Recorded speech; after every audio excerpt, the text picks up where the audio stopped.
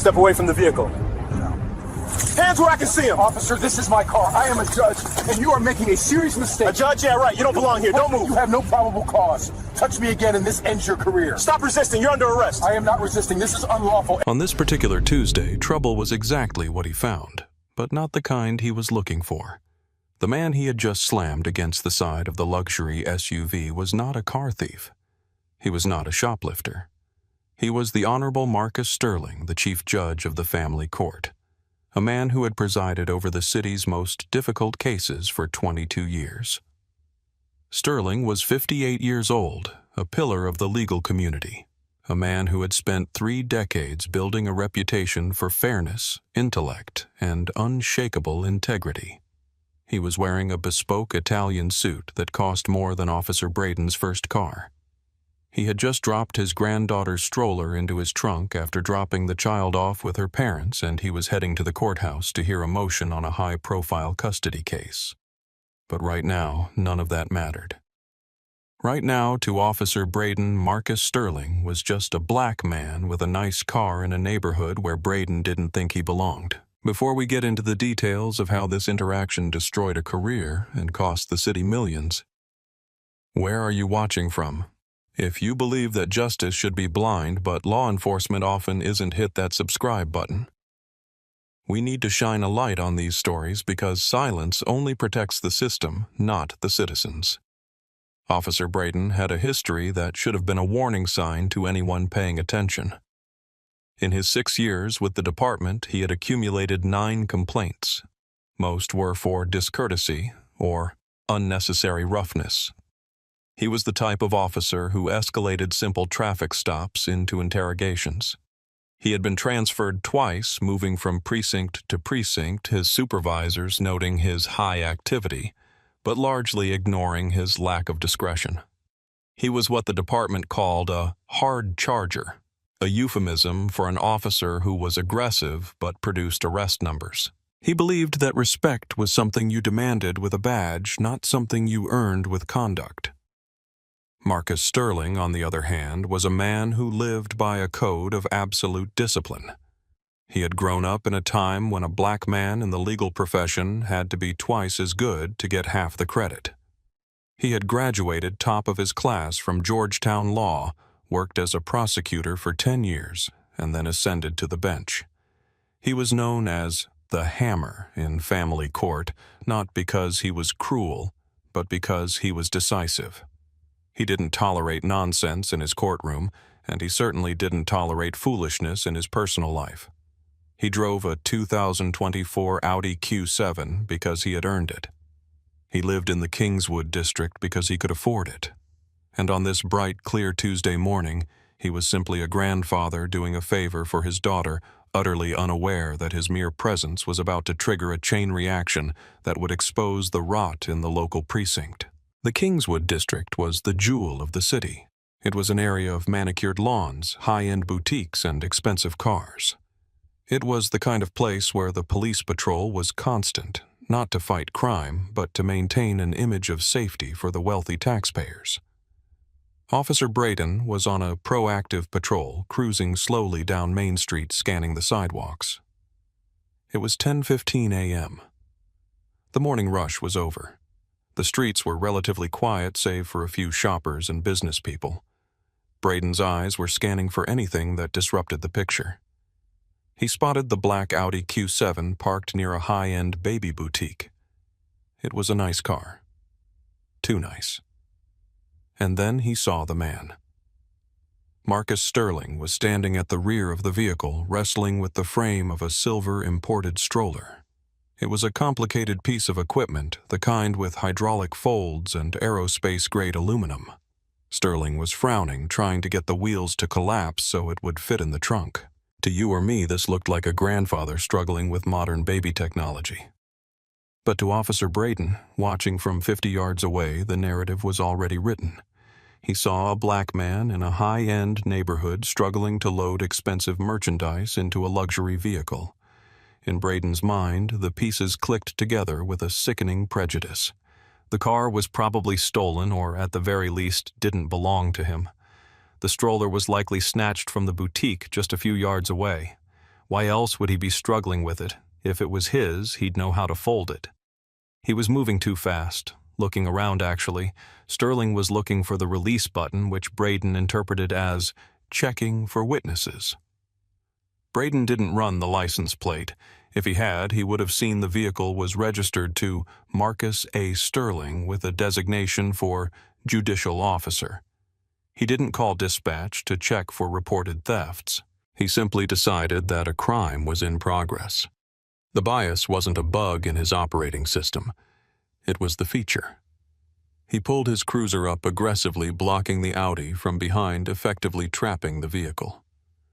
He didn't turn on his lights, just the quick whoop-whoop of the siren to startle the suspect. Sterling paused, looking up from the stroller. He saw the police car blocking him. He didn't panic. He didn't run. He simply straightened his suit jacket, adjusted his glasses, and waited. He assumed the officer needed to get by or was answering a call nearby. He had no idea he was the target. This calmness, this lack of fear irritated Braden immediately. In his experience, people with guilty consciences acted nervous. Sterling's composure read as arrogance to the young officer. Braden put the cruiser in park, unbuckled his seatbelt, and stepped out. He didn't put his cap on. He rested his hand on his belt near his holster, a posture of dominance. He walked quickly, closing the distance, already deciding that he wasn't going to take any excuses. "Is this your vehicle?" Braden barked the question before he even reached the back bumper. There was no, "Good morning." No, "Can I help you?" Just an accusation wrapped in a question. Sterling looked at the officer over the rim of his glasses. He had cross-examined murderers and dismantled corrupt CEOs in his courtroom. He was not intimidated by a 29-year-old patrolman with a bad attitude. "Good morning, officer." Sterling said, his voice a deep, resonant baritone that carried the weight of authority. "Yes, this is my vehicle. Is there a problem?" "You seem to be having a lot of trouble with that equipment," Braden said, stepping closer, invading Sterling's personal space. He looked at the stroller, then back at Sterling. "You got a receipt for that?" Sterling blinked. The question was absurd. "A receipt, officer. This is my granddaughter's stroller. I am loading it into my car. I don't carry the receipt for a 2-year-old purchase in my pocket. Now, if you'll excuse me, I have to get to work." "I didn't say you could go anywhere," Braden snapped, moving to block Sterling's path to the driver's door. "We've had a lot of grab-and-run thefts in this area, high-end merchandise, and that looks like a brand-new car. You got ID on you." Sterling sighed a long, weary exhalation. He recognized what this was. He had seen it in the cases that came across his desk. He had heard about it from colleagues. But he had insulated himself with success and status, thinking he was immune. "Officer, my name is Marcus Sterling. My identification is in my front jacket pocket. I'm going to reach for it slowly." "Don't reach for anything!" Braden shouted, his hand dropping to the grip of his service weapon. "I said don't reach. Keep your hands where I can see them." "I am trying to comply with your request for identification," Sterling said, his voice hardening. The judicial steel was starting to show. "You asked for ID. I am telling you where it is. I am a judge of the family court. If you run the plates on this vehicle, you will see that." "A judge, right?" Braden scoffed. He didn't believe it for a second. He saw the expensive suit and assumed it was part of the con. "And I'm the police commissioner. Step away from the car. Now!" "I am not stepping away from my property," Sterling said, standing his ground. "I have done nothing wrong. I am not being detained unless you can articulate a reasonable suspicion that a crime has been committed. Can you do that, officer?" That was the breaking point. Braden hated jailhouse lawyers, people who used legal terms to try and confuse him. He felt his authority slipping. He felt the eyes of people on the sidewalk. He needed to reassert control. He needed to win. "I told you to step away." Braden lunged forward, grabbing Sterling by the shoulder. "Do not touch me," Sterling said, his voice dropping an octave. "You are making a mistake that will end your career." Braden didn't listen. He spun the older man around. Sterling, caught off guard by the physical aggression, stumbled slightly. Braden used the momentum to slam him forward against the side of the Audi. The impact was loud. The metal of the car groaned.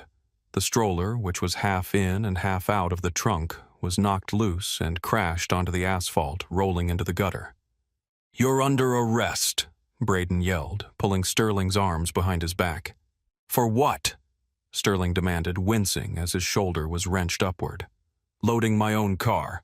This is assault, officer. You are assaulting a member of the judiciary. Resisting arrest and disorderly conduct." Braden recited the catch-all charges he used whenever someone questioned him.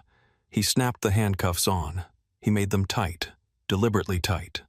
He wanted this man to feel who was in charge. A small crowd had gathered. A woman in yoga pants had her phone out. A man in a business suit was filming from the sidewalk. "Hey, he wasn't doing anything," the man shouted. "I saw the whole thing. He was just putting the stroller in the car." "Back up," Braden yelled at the witnesses. "Stay back, or you're next."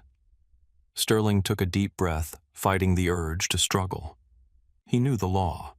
He knew that any physical resistance now would be used to justify everything the officer had done. He had to be smarter. He had to be the adult in the room. "Officer," Sterling said, his face pressed against the cold window of his own car. "My wallet is in my left interior breast pocket. Inside is my badge. I am asking you for your own sake to check it before you put me in that patrol car." "I'll check it at the station," Braden said, panting slightly from the exertion. He patted Sterling down aggressively, emptying his pockets. He pulled out the wallet, the keys, the phone. He tossed them onto the hood of the cruiser without looking at them. He didn't want to see the ID. He didn't want to be wrong. He wanted to process the arrest and justify his actions. "You are violating my Fourth Amendment rights," Sterling stated clearly, speaking loud enough for the witnesses to hear. "You have no probable cause. You have no warrant. This is a false arrest, and everyone here is a witness." "Shut up," Braden hissed. He grabbed Sterling by the arm and marched him toward the back of the patrol car. He shoved the judge's head down the classic humiliating tactic and forced him into the cramped plastic back seat. Braden slammed the door. He felt a rush of power. He had taken down a big guy, a guy who thought he was better than the police. He walked back to the Audi, grabbed the expensive stroller from the ground, and threw it haphazardly onto the sidewalk, leaving it there. He wouldn't even do the courtesy of putting it in the car. He got into the driver's seat of his cruiser, ignoring the growing crowd of people filming him. Inside the cage, Marcus Sterling adjusted his position. The handcuffs were cutting into his wrists. His shoulder throbbed where he had hit the car. But his mind was razor sharp. He was no longer a grandfather. He was a prosecutor again. He was building his case. He noted the time on the dashboard clock, 10:22 a.m. He noted the officer's name tag, K. Braden. He noted the lack of Miranda warnings. The drive to the precinct was short, maybe 10 minutes. For Officer Braden, it was a victory lap. He was already rehearsing his report in his head. Suspect was elusive, refused to provide ownership documentation, became belligerent, resisted detention. He would charge him with everything he could. For Judge Sterling, the drive was a funeral procession for the officer's future. He sat in silence, staring at the back of Braden's head. He didn't say another word. He didn't need to. He knew exactly who was waiting at the precinct. He knew the desk sergeant, Tom Miller. They played poker together once a month. He knew the captain. He knew the district attorney. Braden hummed along to the radio, tapping the steering wheel. "You know," he said, looking at Sterling in the rearview mirror, "if you people just learned to cooperate, things would go a lot smoother. You come into these neighborhoods, think you own the place. You gotta learn respect." Sterling didn't respond. He just memorized the sentence. If you people just learned to cooperate. It was the final nail in the coffin. They pulled into the sally port of the 4th Precinct. The garage door rolled down, shutting out the sunlight. Braden got out, opened the back door, and hauled Sterling out. "Let's go," Braden said. "Don't trip." They walked through the heavy steel doors into the booking area. It was a busy morning. Phones were ringing. Officers were typing reports. At the high desk sat Sergeant Tom Miller, a man with white hair and 30 years on the job. He was drinking coffee, reading a shift report. Braden marched Sterling up to the desk, chest puffed out. "1 under for resisting disorderly and suspicion of grand larceny," Braden announced loudly. "Guy wouldn't identify, fought me at the scene." Sergeant Miller didn't look up immediately. "All right, Braden. Put his property on the counter." Braden dumped the wallet, the keys, and the phone onto the counter. Then he pushed Sterling forward. "Here's the suspect," Braden said. Sergeant Miller looked up. The precinct went silent. Miller's eyes went wide. He dropped his pen. He stood up so fast his chair rolled backward and hit the wall. "Judge Sterling," Miller gasped. Officer Braden froze. He looked at the sergeant, then at the man in handcuffs. "Judge," Braden stammered.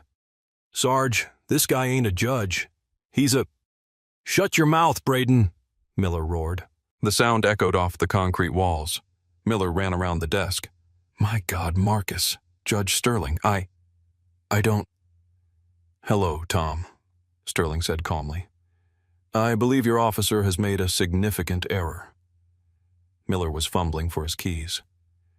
"Get these cuffs off him. Now, Braden, give me the key."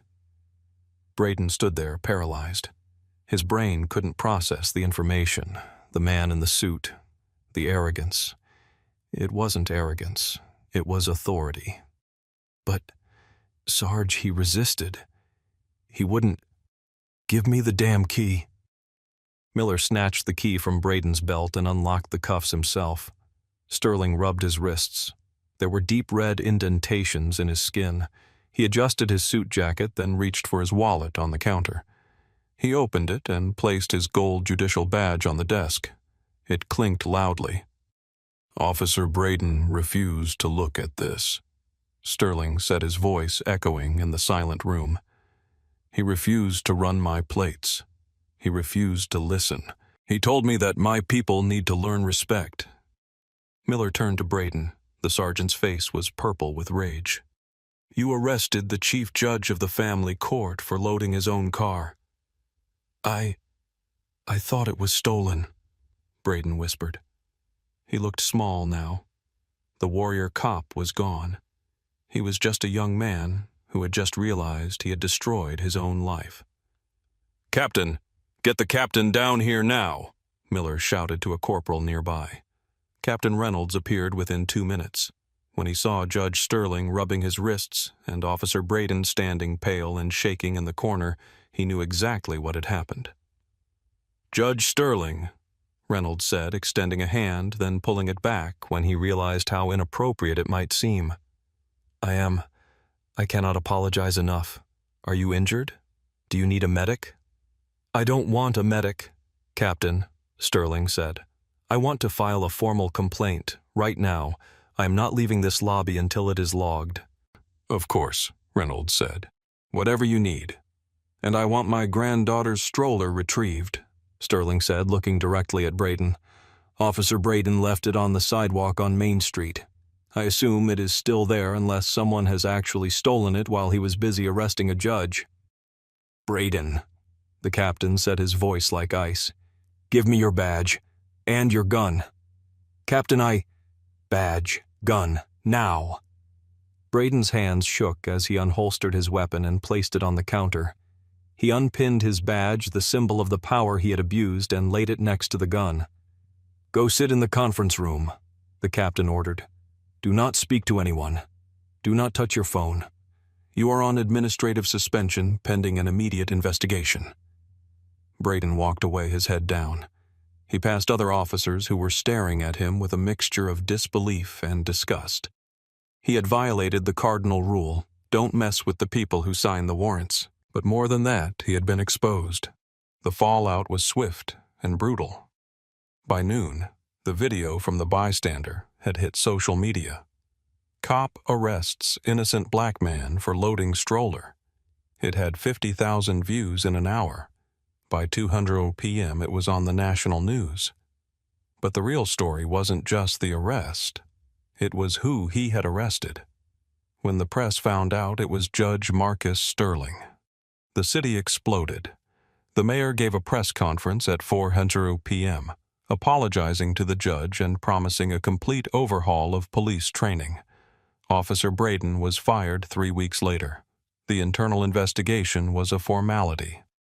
The dashcam video, the body cam video, which Braden had turned on late but still caught the interaction, and the bystander video painted a damning picture of racial profiling and incompetence. Judge Sterling sued the city. He didn't do it for the money, though he won a $4.8 million settlement. He did it to force a consent decree. Part of the settlement required the department to track and analyze all suspicion-based stops. It required officers to articulate specific criminal activity before detaining anyone. It ended the qualified immunity defense for officers in the city who violated clear constitutional rights. 2 years later, Marcus Sterling sat in his study. The money from the settlement had gone into a legal defense fund for indigent defendants. He was retired now. He spent his days with his granddaughter. He looked out the window at the rain falling on the street. He thought about that day often. He thought about how quickly his dignity had been stripped away. He thought about the handcuffs. And he thought about Officer Braden. He didn't hate the young man. He pitied him. Braden had been a product of a system that taught him to fear and control rather than serve and protect. But mostly, Sterling thought about the men who weren't judges. The men who didn't have gold badges in their pockets. The men who were thrown against cars and handcuffed and hauled away, and who didn't have a Sergeant Miller to recognize them at the desk. Who spoke for them? That is the question we are left with.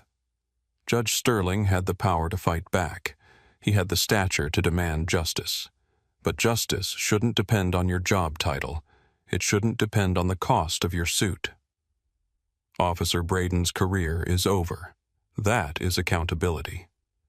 But until every citizen can load a stroller into a car without fear of being treated like a criminal, have we really achieved justice? What do you think? Should officers be personally liable for civil rights violations?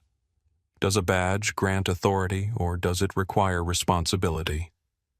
Drop your thoughts in the comments below, and if you believe that no one is above the law and no one should be beneath its protection, share this story. Let's keep the conversation going. Until next time. Put your hands where I can see them. Step away from the register. Now! Officer, hands are up. I work here. Brent told me to do the cash. I don't care what he told you. Turn around. Hands behind your back. I'm complying. Check the schedule on the wall. Check the security footage. Stop talking. You want to get hurt? Move. Now! You're making a mistake. I'm not resisting. You're refusing to... Put your hands where I can see them. Step away from the register. Now. The command cut through the low hum of the oak and iron hardware store like a cracking whip. It was 10:15 a.m. on a bright Tuesday in July, the kind of morning that usually smells like sawdust and fresh paint. But right now, the air was thick with tension. Marcus Thorne, a broad-shouldered young man of 20, froze. His hands were hovering over an open cash drawer holding a stack of $20 bills he had been in the middle of counting for the mid-morning drop. He didn't drop the money. He didn't run. He didn't flinch. He slowly placed the bills back into the slot, raised his hands to shoulder height, palms open, and turned slowly to face the voice. Standing 10 feet away, hand resting ominously on the grip of his service weapon, was Officer Kyle Vance. Vance was 28 years old, wearing the uniform of the Metro Police Department, but he wore it like a costume he was still trying to grow into. Chest, puffed-out jaw-set eyes, hidden behind mirrored aviators despite the fluorescent lighting of the store. Beside him stood the store manager, Brett Miller, a man in his late 30s whose nervous energy was practically vibrating off his cheap polyester tie. Miller was sweating, pointing a shaking finger at Marcus. "That's him, officer. I told you, he's emptying the register. I caught him red-handed." Marcus looked at Miller, confusion warring with a cold, sinking realization. "Brett, what are you talking about? I'm doing the drop. You asked me to do the drop 10 minutes ago." Don't you talk to me, Miller snapped, stepping behind the officer for protection. I never authorized you to touch that money. You're stealing corporate funds. Officer, I want him removed. I want him arrested. Officer Vance took a step forward, closing the distance. He didn't look at the employee name tag pinned to Marcus's blue polo shirt. He didn't look at the stack of receipts neatly organized on the counter. He saw a tall black man behind a counter with cash in his hands, and he had a manager screaming theft. In Vance's world, the math was already done. You heard the man, Vance said, his voice dropping an octave, trying to sound like the movie version of a cop. Step out from behind the counter. Keep your hands up. Do it now or things get ugly. Officer Marcus said, his voice remarkably steady for someone staring down a gun. I work here. My name is Marcus Thorne. I'm the shift lead. If you look at the schedule on the wall behind me, I'm not interested in your stories, Vance interrupted, cutting him off with a sharp gesture. I'm interested in you complying with a lawful order. You are currently trespassing and suspected of grand larceny. Move. The store had gone silent. Customers in the aisles, contractors buying lumber, suburban dads looking for drill bits had stopped what they were doing. Phones were coming out. The red recording lights were blinking. Marcus saw them. He knew exactly what this was. He stepped out from behind the counter, moving with the slow, deliberate precision of someone who knows that a sudden movement could be their last. I am complying, Marcus stated clearly, loud enough for the phones to pick up. I am an employee of this store. I am not resisting. Turn around, Vance barked, spinning Marcus by the shoulder. Hands behind your back. You're making a mistake, Marcus said, looking over his shoulder, his eyes locking onto Vance's mirrored glasses. A big one. Save it for the judge, Vance sneered. Officer Kyle Vance had been with the Metro Police Department for 4 years, and in that time he had built a reputation that should have had him stripped of his badge long ago. He was what the older guys on the force called a cowboy, a transfer hire from a rural county who brought a rough, untrained aggression to the city streets. He was 28, but he carried himself with the arrogance of a man who believed the badge granted him divinity. He didn't patrol to serve. He patrolled to hunt. Vance's file was a minefield of redacted paragraphs and insufficient evidence findings. There were 9 formal complaints against him in 4 years. 6 of them involved excessive force against minority suspects. 2 involved verbal abuse. 1 was for an unauthorized vehicle pursuit that ended with a civilian car wrapped around a telephone pole.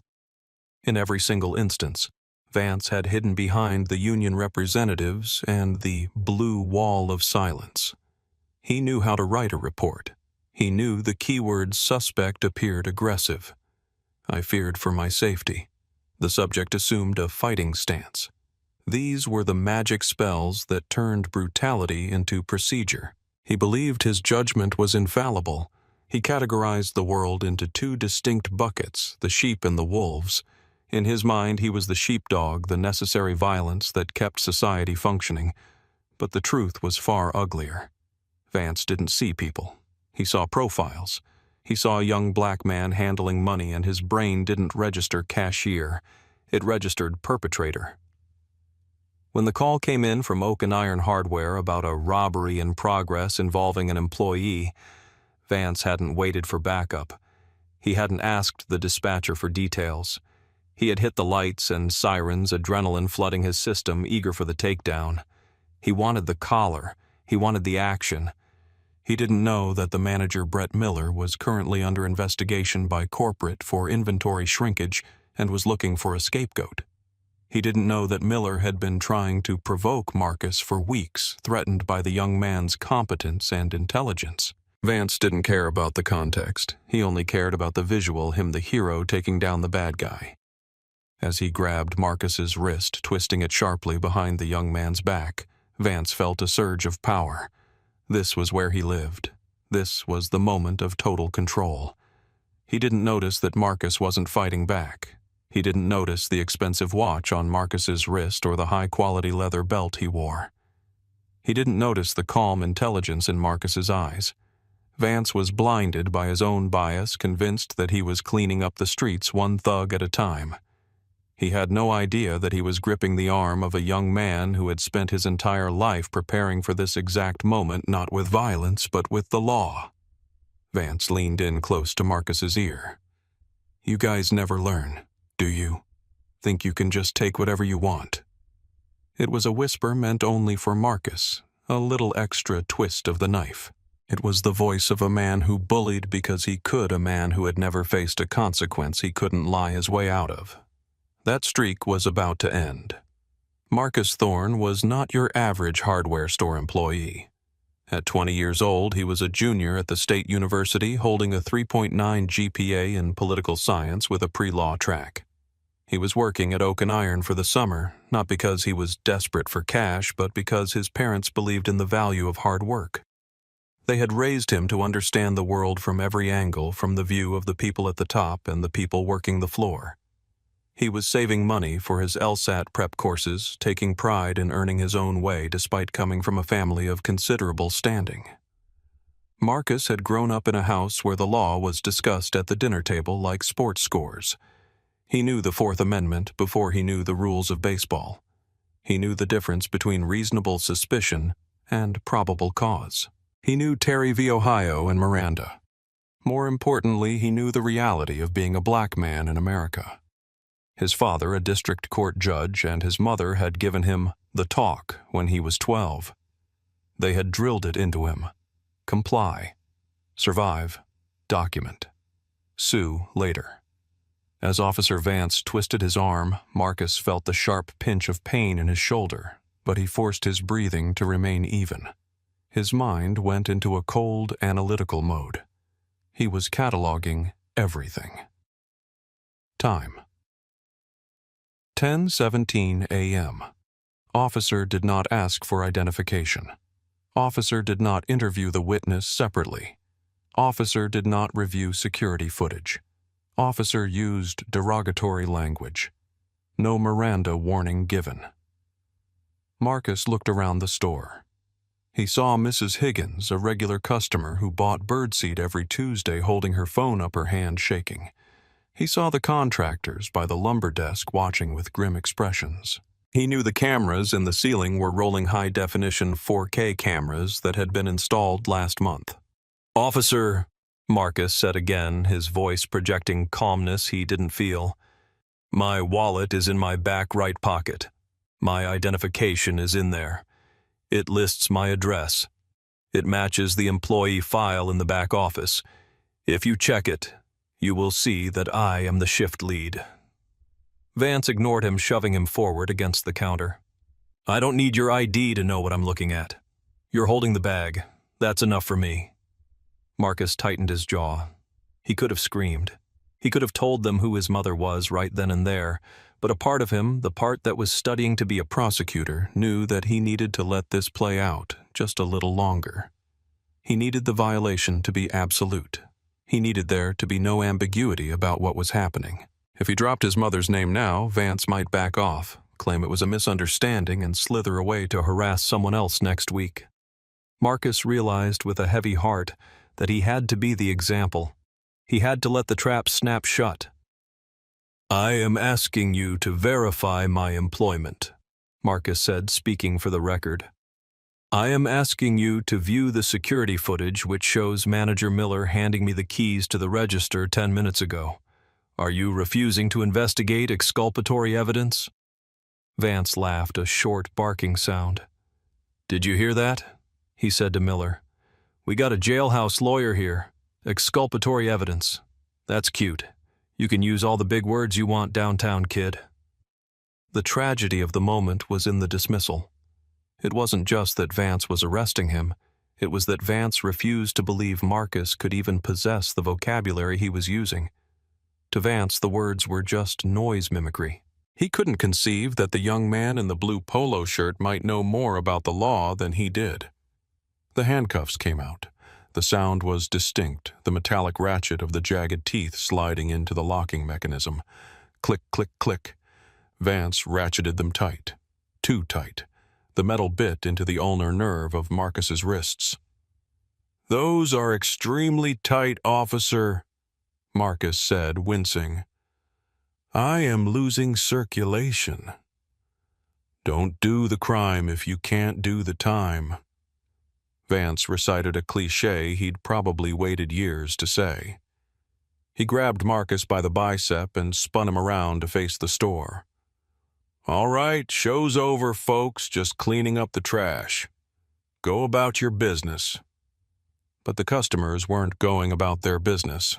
The atmosphere in the store had shifted from curiosity to hostility toward the officer. "He's worked here for 2 years," Mrs. Higgins shouted from the birdseed aisle.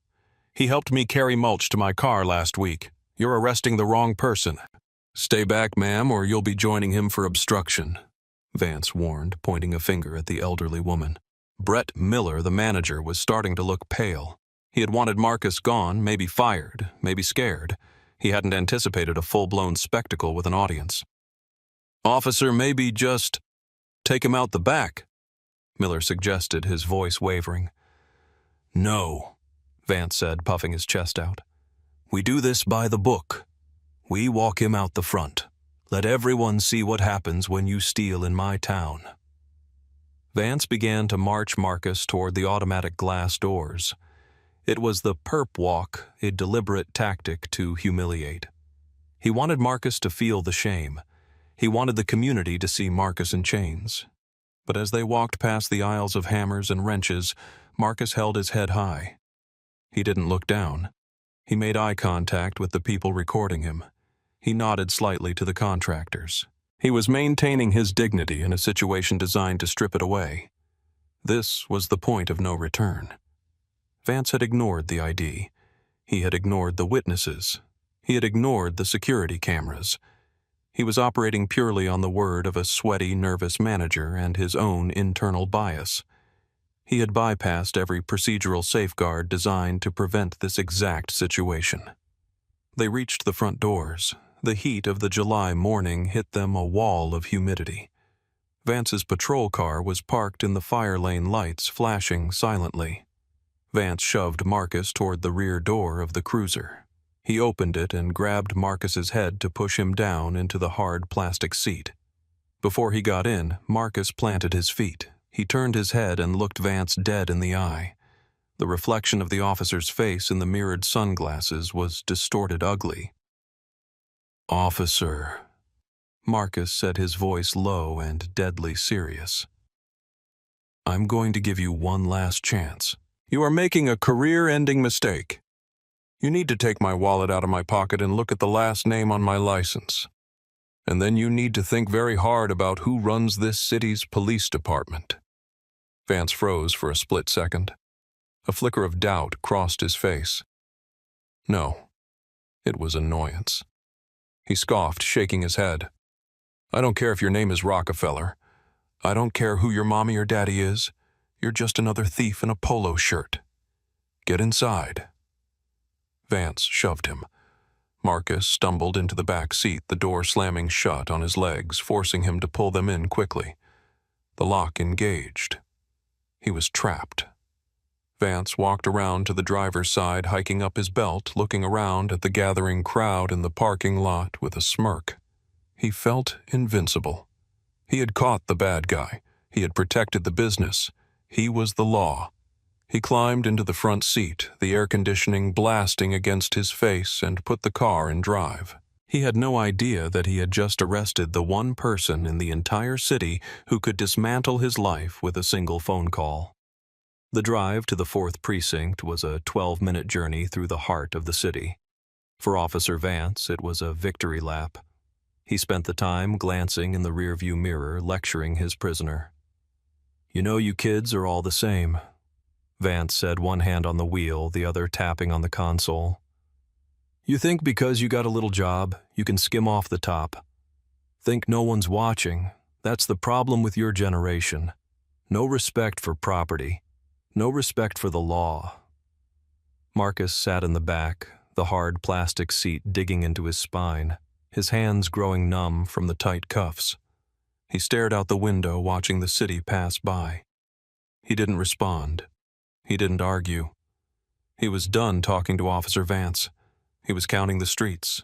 Main Street, 4th Avenue, turning onto Oak. "Quiet back there now, huh?" Vance chuckled. "Yeah, that's what happens. Reality sets in. You're thinking about that jail cell. You're thinking about how you're going to explain this to your mama." Marcus closed his eyes for a second. "Oh, you have no idea," he thought. They pulled into the precinct sally port. The heavy steel gates rolled down behind them, sealing them inside. Vance killed the engine. "Let's go. Don't give me any trouble and maybe I'll put in a good word with the judge. Tell him you cooperated eventually." Vance hauled Marcus out of the car. He marched him through the secure intake doors and into the main booking area. It was a busy Tuesday. Officers were typing reports, phones were ringing. The air smelled of stale coffee and floor wax. They walked toward the main desk. Sitting there was Desk Sergeant Thomas Pops Miller, no relation to the store manager. Sergeant Miller was a 60-year-old institution. He had been a cop since before Vance was born. He had creaky knees, a white mustache, and he knew every beat in the city. He also knew every family in the department. Vance walked up to the high desk, puffing slightly from the exertion. "Got a live one, Sarge. Grand larceny from the hardware store. Employee caught dipping in the till. Manager says he's been doing it for weeks." Sergeant Miller didn't look up immediately. He was finishing a form. "Name," he grunted. "Refused to give it at the scene." Vance lied. "But he's got ID on him." "I did not refuse," Marcus said, his voice ringing clear in the booking room.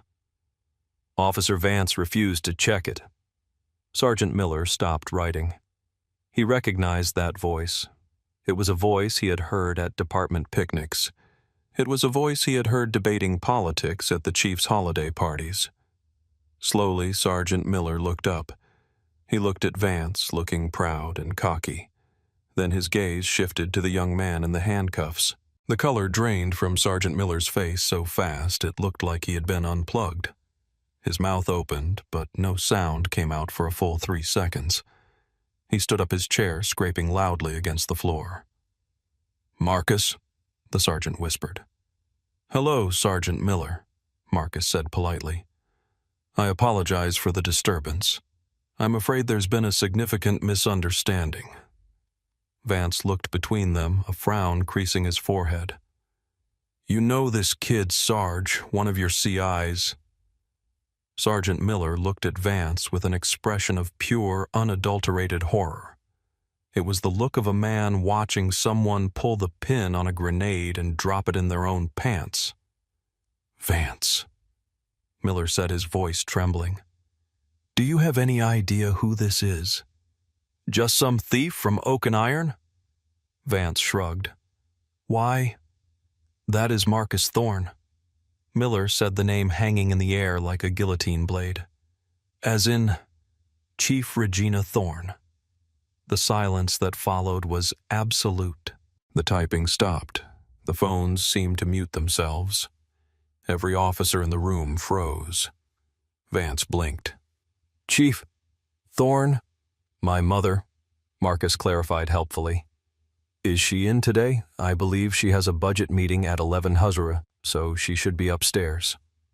Vance's face went from flush to a sickly gray. The blood rushed out of his head, leaving him dizzy. He looked at the handcuffs on Marcus's wrists. He looked at the calm, confident face of the young man. He looked at the sergeant, who was already reaching for the red phone on his desk, the direct line to the chief's office. "Oh!" Vance squeaked. It was the only sound he could make. The elevator ding at the far end of the hallway was usually a benign sound. Today it sounded like the tolling of a funeral bell. Sergeant Miller had made the call 30 seconds ago. "Chief, you need to come down to booking, now. It's Marcus." "No, ma'am, he's in cuffs." "Yes, ma'am. Officer Vance." Now the elevator doors slid open. Police Chief Regina Thorne stepped out. She was a woman of 55'9" with eyes that could cut glass and a presence that made grown men straighten their posture instinctively. She was not wearing her dress uniform. She was in a tactical polo and cargo pants ready for field inspection, which somehow made her look even more dangerous. She didn't run. She walked. Her boots struck the linoleum with a rhythmic, predatory cadence. Clack, clack, clack. The sea of officers parted. No one wanted to be in the blast radius. Vance was standing by the booking desk, paralyzed. He still had his hand loosely gripping Marcus's arm as if he had forgotten how to let go. Marcus stood patiently looking at his mother. Chief Thorne stopped 5 feet away. She looked at Marcus. She checked him for injuries, a mother's instinct scanning for blood or bruises. Her eyes landed on the tight handcuffs digging into his wrists, the skin around them red and angry. Then she turned her gaze to Officer Vance. "Officer Vance," she said. Her voice was not loud. It was terrifyingly quiet. It was the eye of the storm. "Why is my son in handcuffs?" Vance opened his mouth. His throat clicked. "Chief, the call came in. The manager said..." "Did you investigate?" she asked, taking a step closer. He was behind the counter." "Did you verify his employment?" He wouldn't." "Did you check his identification?" The volume was rising now, the storm breaking. You thought. Chief Thorne's voice cracked like thunder. "You arrested a citizen of this city without probable cause, without verification, based on nothing but the word of a third party and your own bias. Is that what you thought? Chief, he was resisting." Vance tried a desperate, fatal lie. "Do not lie to me," she roared. "I know this young man. He has more respect for the law in his little finger than you have in your entire body. He does not resist. He knows procedure better than you do." She turned to Sergeant Miller. "Get the keys. Uncuff him, now." Miller scrambled over the desk, keys in hand. He fumbled with the lock, his hands shaking. Click. The cuffs fell away. Marcus rubbed his wrists, grimacing. "Hi, Mom. Are you hurt?" she asked, her voice softening instantly as she looked at him. "Just some bruising. The cuffs were on pretty tight, and he twisted my shoulder a bit." Chief Thorne turned back to Vance. Her face was stone. "Badge," she said. "Chief, please, I was just following." "Badge," she screamed. "And your gun. Put them on the desk. You are done. You are relieved of duty, effective immediately." Vance's hands were trembling so badly he almost dropped his weapon as he unholstered it. He placed the Glock and his shield on the countertop. He looked like a child who had been caught playing with matches, only now realizing the house was burning down. "You have the right to remain silent," Chief Thorne said, staring him down. "I suggest you use it. Get him out of my sight." 2 senior officers stepped forward, grabbing Vance by the arms firmly, not gently, and escorted him toward the administrative offices for processing. He walked like a zombie, his career evaporating with every step.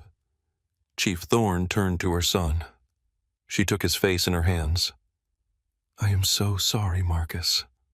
I am so sorry." "It's not your fault, Mom," Marcus said quietly. "But if it happened to me, imagine what he's been doing to everyone else." She nodded, a dark determination settling in her eyes. "We're going to find out. We're going to find out everything." The fallout was swift, brutal, and public. Officer Kyle Vance was not just fired. He was prosecuted. The investigation ordered by Chief Thorne uncovered the body cam footage which Vance had forgotten to turn off in his arrogance. It showed everything: the refusal to check ID, the immediate escalation, the rough handling, the derogatory comments. It contradicted his written report in every way. He was charged with assault, false imprisonment, and official misconduct. He pleaded guilty to lesser charges to avoid jail time, but he was stripped of his certification. He would never work in law enforcement again. Brett Miller, the manager at Oak and Iron, fared no better. When corporate headquarters saw the news, police chief's son racially profiled at hardware store, they went into damage control mode. Miller was fired for making a false police report and for the inventory shrinkage that he had tried to pin on Marcus. He was sued by the Thorne family for defamation. He lost his house. He left town. The city settled with Marcus for $2.5 million. It was a record settlement for a wrongful arrest that didn't involve hospitalization. Marcus didn't keep the money. He used it to start a legal defense fund for low-income teenagers who had been wrongfully detained by the Metro Police Department. He called it the Vance Initiative, a permanent reminder of the bad apple who started it all. But as the dust settled and the news cameras moved on to the next tragedy, the silence left behind was heavy. Marcus Thorne went back to school that fall. He still worked, though, not at the hardware store. He walked a little differently now. He was warier. He knew that his education, his clothes, and even his mother's rank were thin shields against the jagged edge of prejudice. He had won, yes, but he had only won because of who he was. And that is the haunting question that lingers when the screen goes dark. What if his mother had been a nurse? What if she had been a bus driver? What if he had been just Marcus with no chief to come down the elevator? He would be in a cell. He would have a record. His future would be broken. That is the reality we live in. Justice shouldn't depend on who your parents are. It shouldn't depend on a viral video. It should be the baseline. Are we doing enough to hold these officers accountable before they target the wrong person? Or are we just waiting for the next lawsuit? Let me know your thoughts in the comments below. And if you believe that stories like this need to be told, that the truth needs a spotlight, please hit that subscribe button. We are building a community here that demands better. Join us.